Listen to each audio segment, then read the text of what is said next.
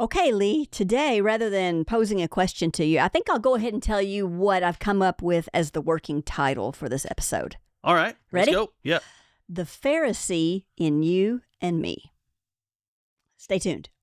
This is the Unexpected Podcast.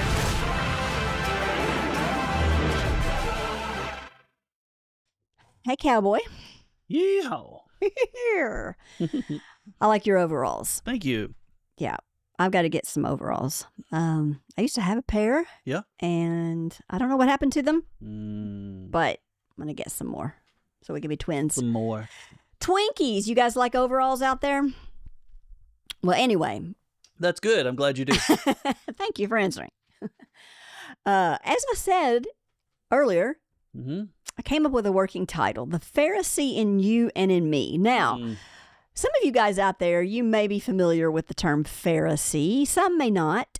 But for those who aren't sure, throughout the Gospels, Jesus talked about certain people who were Pharisees, or he addressed the people who were Pharisees, Yep. because those were the leaders within the church, and they were often described or depicted as people who cared more about outward appearances than actually heart changes. In fact, Jesus said that they were like whitewashed tombs, and then he went on to say that they were beautiful on the outside, but dead on the inside. Pharisees and Sadducees. Yes, and that was another. So these were Another religious sects, groups within the church. But Pharisees in particular were addressed for their hypocrisy. They were hoity-toity. And they were hoity-toity. That's true. That's true. Yep. But here's the thing. Here's another characteristic. They were not quick to show mercy or compassion. True that. Right. They were all about the law. Right. The legalism, the law, not really walking in mercy or compassion. Or grace. Yeah. So in short, not showing a lot of love. Yes. All right. Well, it's easy for any of us to lean towards some of those tendencies, right? Never. Okay. Never. We never judge. We never go against anybody, and we're always happy-go-lucky, and we never say that people are wrong. Oh, okay. And we never are frantically making sure that everything looks good on the outside and we're doing all the things right so it looks like we're doing You right. mean put on our but faces? having a stinky attitude inside? Put on our masks so we can go to church? Mm-hmm. Yeah. Okay. We're being facetious here. Yeah. We all Facetious. fall into those Pharisee-cious. traps. Pharisee-cious. Oh, that's good. I just made that up. That's good. Pharisee-cious. Okay. It's a new word. Yeah. So, I'm sure it's already in the Oxford English Dictionary. Pharisaical. Pharisaical. Yeah, I think that's how you would say it. Yeah. Pharisee-like. They're not fair. True. Although the spelling is Pharisee. It's kinda like fat. I see your play on words. PHAT and FAT. It's two different things. I see your play on words. Well, listen, Okay. if you don't mind, before we proceed further, Okay. I do want to read a quote by A.W. Tozer, and we've mentioned Tozer on here many times. Tozer, not a poser. Yeah, he was a minister who really walked with Jesus, and he always has powerful things to say that kind of make you check your heart. So here is something Tozer said about Pharisees. He said, "A Pharisee is hard on others and easy on himself, Yep. but a spiritual man is easy on others and hard on himself." That is, well, then I'm a spiritual man, I guess. Okay. Man, I put myself into the lowest of lows sometimes. Well, yeah, I mean, With confidence. okay, but here's the thing. Yeah. And so by being hard on ourselves, I think it's good to qualify that, because God never wants us to be hard on ourselves in a condemning way. Right. That's just like, oh, I'm terrible. Well, By hard on himself, it means, okay, I'm introspective. I'm seeing like, oh, I had a really bad attitude there and I need to straighten that out. Rather than, oh, he's got a stinky attitude. He needs to get right. I need to go and apologize. Mhm. I mean, that's what it goes through my head. Is like, ooh, I think about 20 years ago when I said something, and I'll go, I really need to go apologize. They don't remember. Nobody remembers. Okay. But I remember. Okay. When I say something stupid or that's right. mean, or it got misconstrued and made people mad, and wasn't supposed to make them mad. It just may have been joking or Well, I think I think in the spirit of Christ, it would be if there's a time where we need to make something right, and we've said something that was hurtful, and if we can make it right, then we certainly should. Yeah, absolutely. Okay. And that's being a Pharisee. If you are a very religious person, I think is it James or I can't remember where it's at. My bad. But pure and undefiled. Pure and See, undefiled. We've been married long enough. I can read his mind. Pure and undefiled religion is this: taking care of the widow and the orphan, and keeping oneself unspotted from the world. Right. Okay. But when we talk about, people say, well, I'm a religious person. Well, religion means just doing something repetitively or devotionally, and you keep doing the same thing over and over and over again. Yeah. And that's being religious about something. Yeah. What it means to be spiritual means you are in tune with the Holy Spirit. You're in tune with God. Yeah. Or with other spirits. That's the different thing there. The Sadducees and the Pharisees were very, very much religious group. Religion did nothing for people. Yeah, they were very dedicated to their let me say rituals. this. Yeah, I'm so sorry. Religion, when I say religion didn't do anything for anybody, I say that with tongue in cheek, because there are some good things that come from repetitive and faithfulness. Oh yeah. There is a certain religion that taking care of the widow and the orphan. We should continue to do that. Well, let me tell you the reason I was thinking about this topic, because you and I both know people personally, as well as see people who are public figures who perhaps haven't completely surrendered their lives to Jesus, but they're open to God. And in some of those people, I see a greater humility than I do in a lot of people who claim Christianity or who've been walking with God for a long time, but they're really outwardly focused, and they'll nitpick things that certain people do, but yet at the same time they aren't introspective. They aren't looking at their own hearts. And this kind of came up last night. I was watching just a short video, and it was actually with the comedian Jim Brewer, and he was talking about some of his past experiences. So then I was talking to about this to one of our sons, and he didn't know much about the guy, but he said, "Now, is he a Christian?" I said, "Well, he's not somebody who proclaims to be a follower of Christ, although I think his wife does. But he's definitely somebody who's open to God. But he's also someone who I've listened to and felt more of a conviction about questioning how well do I actually love people. More conviction from that than perhaps maybe in a typical church sermon.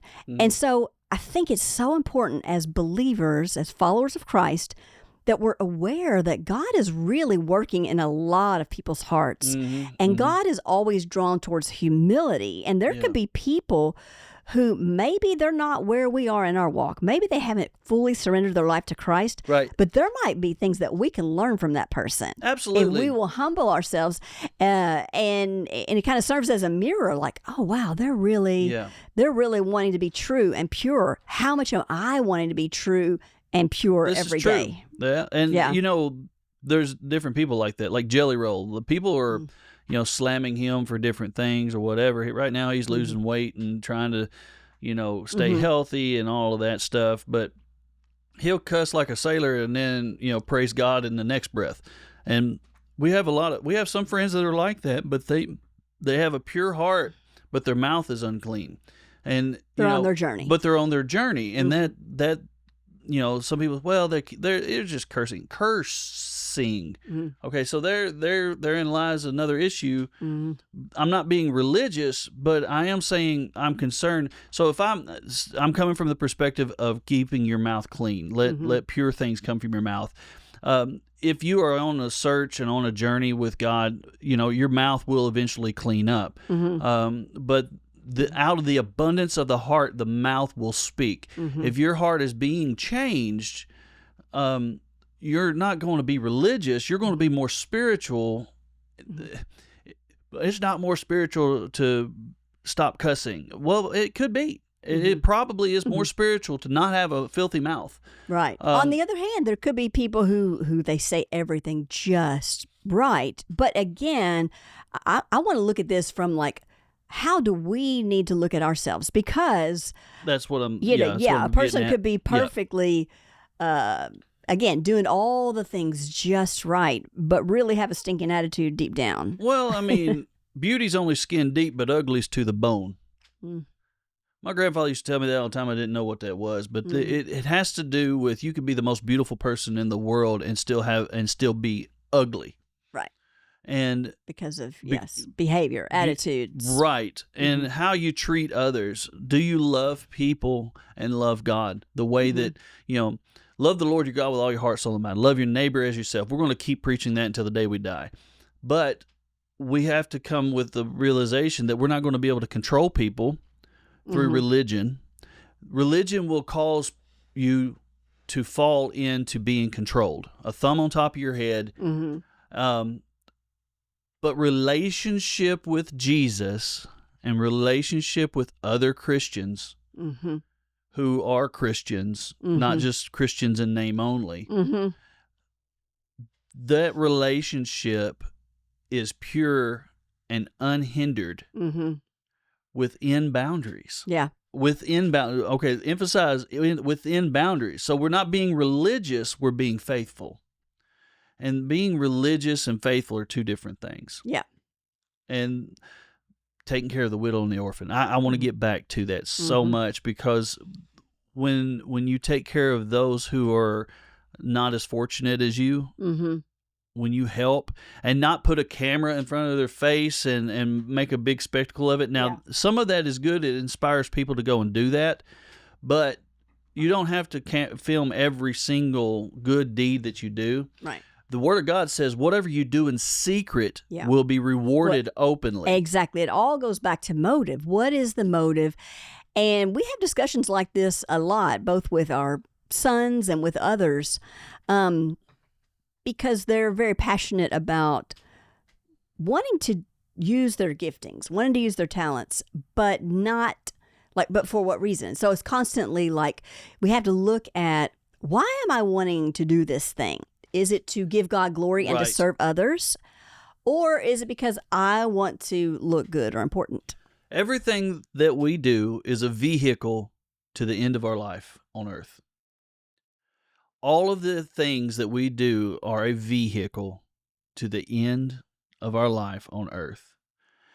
What do I mean by that? Whenever you have a talent, an ability, a drawing, a drive, what is that motivation, like you were saying? Is it going to be to give God glory, give you glory, or give somebody else glory? Right. Somebody's going to get the glory for the good job. Most of the time, if it's a bad job, not everybody gets the hit or the ridicule for the bad job except you. Yeah. So if you're working and pushing for the glory to come to you, then look out. You're probably going to fail eventually. Yeah. Not because people will get tired of you. And then if you look to push and get the glory for somebody else, sometimes that's a blessing and that can come back, but you never get to the point to where it's glorifying God. Yeah. But if you set up to where you are giving glory to God in everything you do, whatever your hand finds to do, do it as unto the Lord.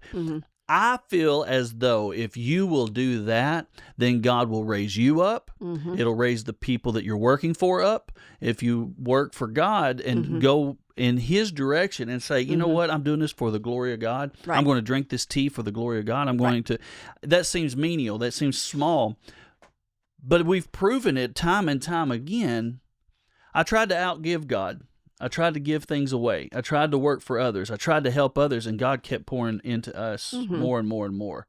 Now, I've been through some stuff and been through some things, but for the most part, being selfless, to get back to your point, and not pharisaical and judging everybody for what they're doing. They're not holding their tea right. They're not singing right. They're not preaching correctly. They're not singing the songs correctly. They sound too much like rock and roll. Oh, they sound too much like rap. They sound too much like country. They sound too much twangy. They got too much bluegrass. They got too much church. They too much gospel. I mean, it goes on and on and on. And everybody nitpicking everything. Quit nitpicking people and just love them. Well, yeah, and going back to what Tozer said, I would say it's very, very easy to show ourselves mercy and not show other people mercy. Let me give an example. Okay, most people will do this. If they're driving a car, if you're driving a car, everybody has an off day. There's that one time where you almost pull out in front of somebody. But if you're the one driving and someone almost pulls out in front of you, not very many people are merciful. They're ready to chew that person up one side and down the other. Yep. And that's where Tozer, I think, is absolutely correct. Most people will give themselves more mercy than they'll give other people. Absolutely. It's like, oh, why did that person leave their junk sitting here? But it's like, but then we're very easy to give ourselves mercy. Like, oh, yeah, that's my junk, but I'll get it later. You know what I mean? I see that, and I see you do that. I know you see me do that. I'll snap at somebody for something I did too. Right, exactly. Right? That's what I'm saying. Right, yeah. So you do it, I do it, everybody does it. But should we? No, not at all. Because look at your kids and you go, stop doing that now. You can't do that. Don't and you're laughing under your breath because you did the exact same thing that your kid did right then. Why should kids listen to the parents? Yeah. Because the parents have done it before most of the time. But hopefully this is where we're not being hypocritical and doing like, do as I say and not as I do. I used to hear that all the time as a kid. That don't work. That's trash. That is trash. Yeah.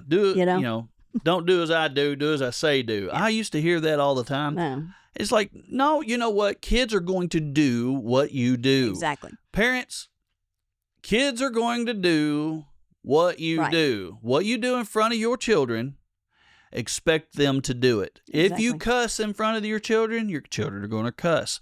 If you go and steal something in front of your children are going to steal. If you don't lead by example, your kids will be exactly what you are. If you gossip about people all day long, your kids are going to become gossips. Oh, snap. Snapple.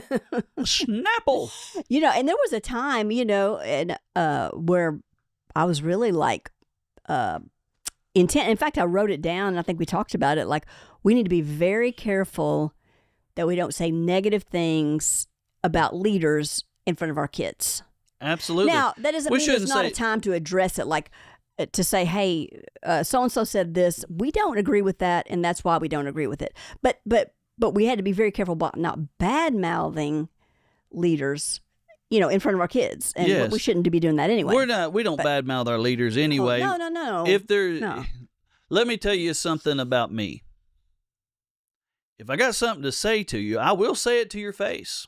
Those of you that know me know that I will. Yeah. You know that I will. Yeah. I'll bring it up.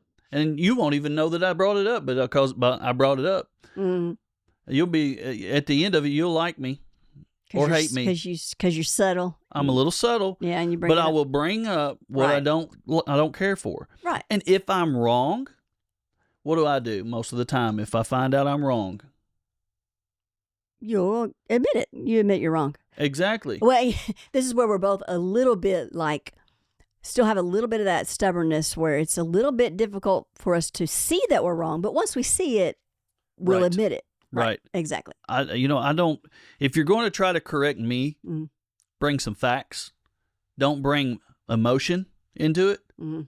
Don't bring any kind of speculation or how you're feeling about it. Yeah. Bring me some hard facts about it. If you're going to tell me something about somebody, The facts are I'm feeling this way. facts don't care about your feelings. So that's where we are going down a bad rabbit hole in this society. Is we automatically jump to a Pharisaical mind of these people said this about these other people. It must be true because those people won't lie. Okay, if they won't lie, but they might be misled. They may not have the facts. They may not be able to understand the situation. They're not taking everything into consideration before they make a judgment. They do a snap judgment. And that's what most Pharisaical minds will do. They do a snap judgment, and then you have been sentenced to a life of that one word that was spoken about you. Yeah. Now, that is not the gospel. So the things that we're seeing play out in our society, it's getting a little bit better maybe, because I think people got so fed up with quote unquote cancel culture. Yeah. People are like, oh, we're done with it. But think about, and it's amazing how many so-called Christians would get caught up in that. Like, that person did that to me, they're cut off forever. It's like that is the complete opposite of the gospel. And now we're not saying that you don't have boundaries, and there are times Always when you need have to cut boundaries, certain people out. Yeah. But this extreme of just like one charge against you and you're done. And let me tell you this, Christians, those of you that claim Christianity, I don't care if you like Biden. I don't care if you like Trump. You need to grow up, forget about all the political stuff, and do what the Word of God says. It is not about you. It is not about Trump. It is not about Biden. It is not about or your feelings or anything like that. Now, do they have better methods of doing things? It is a wow. You're about to take that mic out. I know. I'm going to drink my cup. It is not about what you feel about a situation or anything. It is about the facts of the situation. And let me say this. I'm going to say this boldly. Okay. This is not a time of politics as usual anyway. This is a time of weird. Good versus evil. Yeah. And if you can't see it yet, that's okay. You'll see it eventually.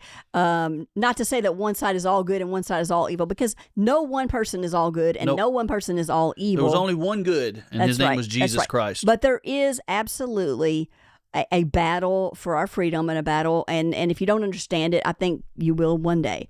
That being said, though, we don't let our lives Don't touch your mic because it makes noise into the mic. Hey, listen. I made a snap judgment. Oh Lord! You know what? I'm just trying to be like all the other podcasters out there. Have you seen how many of them touch their mic constantly? They're grabbing their mic and janking it around. Yeah. I'm an audio guy. I know. I am. If there's anything I'm a Pharisee about, it's probably audio. I am a Pharisaical audio man. I have a joke about audio guys, but I can't tell it. Okay, that's fine. But go back to what you were saying. I'm so sorry. How would I know? You cut me off. Okay, I'm sorry. Okay.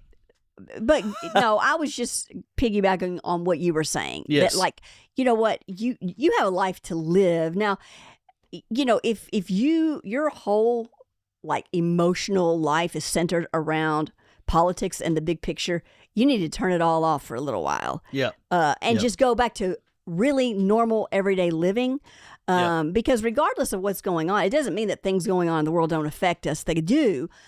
But, you know, just turn it all off and go help somebody, go love somebody, go read a book, go touch some grass. Okay.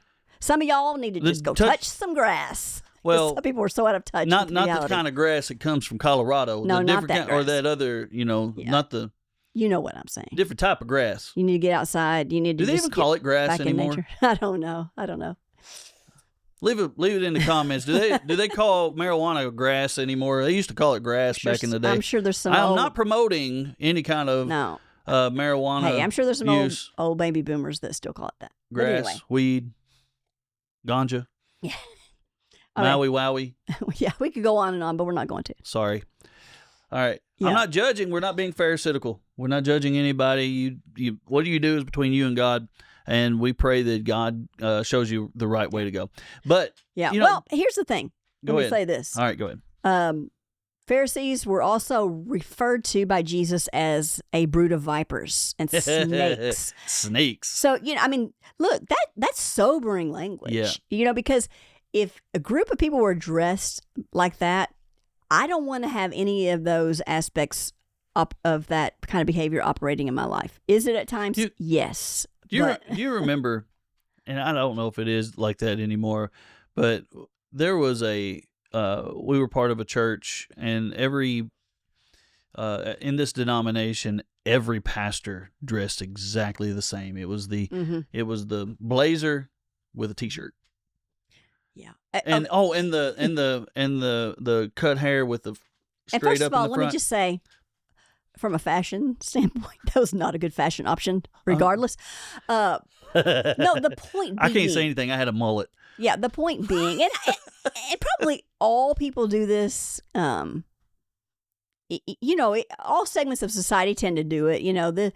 This group of people dresses this way. This group of people dresses this way. But you know what? Just be yourself. That's it, man. That's the point. Be authentic. Be yourself. Whenever the most popular kids that I saw in school were the ones that were themselves and didn't care what other people thought. Yeah. And, they seemed to, people were drawn to them. And, I had to get to that point to where I don't really care what other people think about me. I really want to be a blessing to others, and I want to help others. That's my heart. My heart, and you know this, my favorite job in the whole world was being a project manager for Habitat for Humanity until I got sick. That's Habitat for Humanity. Habitat for Humanity. Yes. And we built homes and did all that stuff, man. It was so good, because you were giving people, what was it was even the phrase, give them a hand up, and not a handout. But you were helping people out. Right. And, I really enjoyed that. And, absolutely. There's something satisfying when you look in somebody's eyes and you hand them a key to their new home, and they are so thankful because they never thought they would be a homeowner. Right. And there's something in that.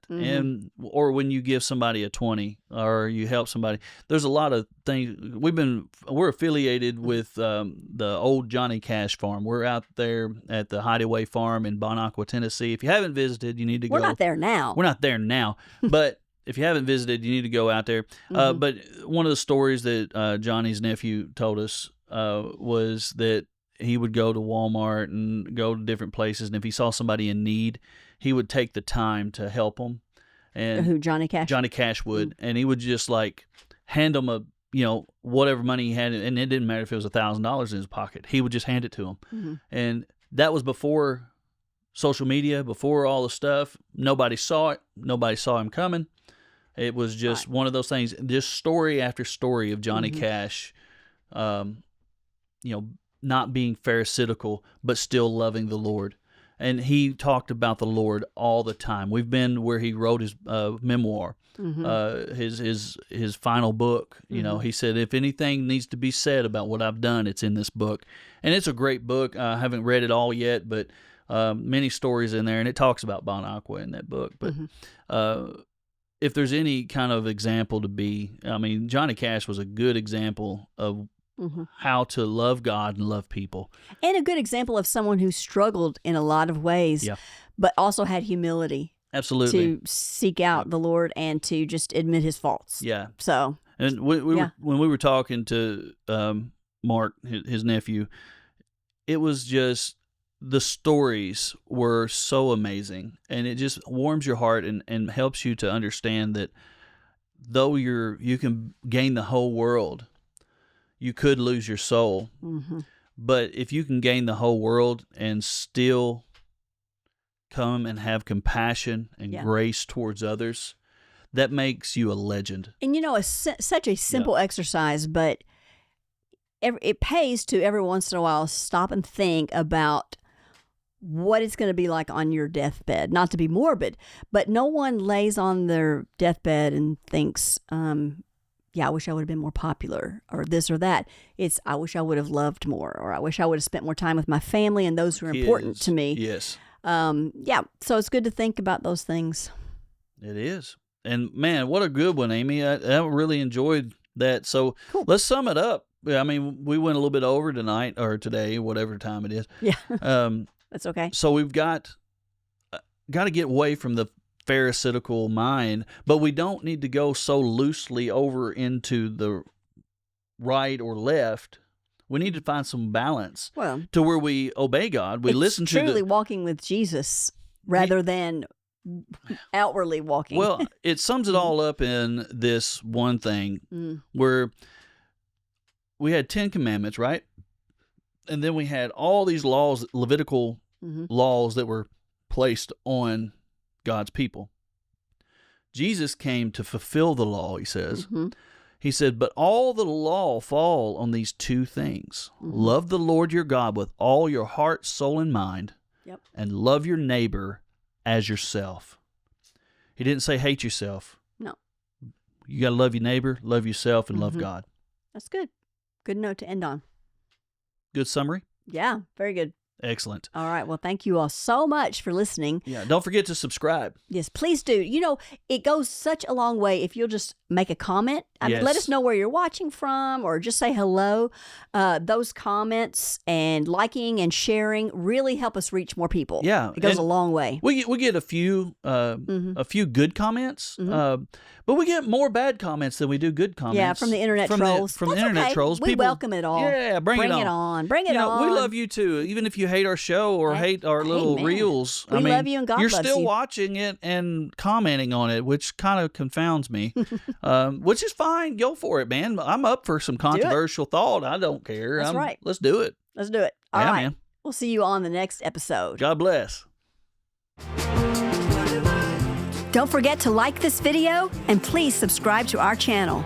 Drop your comments below. We'd love to hear from you. If you prefer audio podcasts, please follow us on your favorite streaming platform.